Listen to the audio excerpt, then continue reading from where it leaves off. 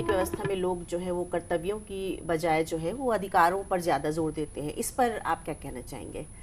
तो मैडम इस पे मैं बताना चाहूँगा कि एक तो हमारे जो मूल अधिकार हैं वो बिना कर्तव्यों के अधूरे हैं। जी। और न्याय अगर हमको चाहिए, हमारे मूल अधिकारों को हमें सुरक्षित करना है, तो हम सभी को एक प्रत्येक नागरिक के रूप में हमारे कर्तव्यों से भली भांति परिचित होना चाहिए। दोनों पूरक हैं। जैसे कि मैं एक उदाहरण देना चाहूँगा।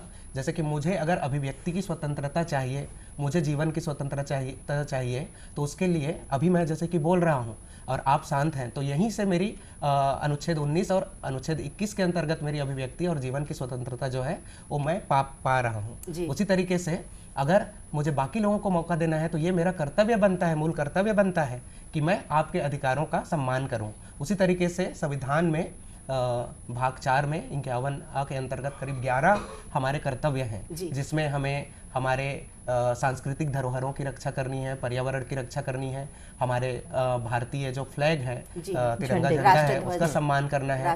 उसी तरीके से विभिन्न प्रकार के 11 कर्तव्य हैं। और मुझे लगता है अधिकारों के पीछे भागने के बजाय हमें अधिकारों के साथ साथ हमारे कर्तव्यों के निर्वहन पर भी आज के परिप्रेक्ष्य में ध्यान देने की जरूरत है। और केंद्र सरकार ने इसके ऊपर पहल भी किया है पिछले 2-3 सालों में।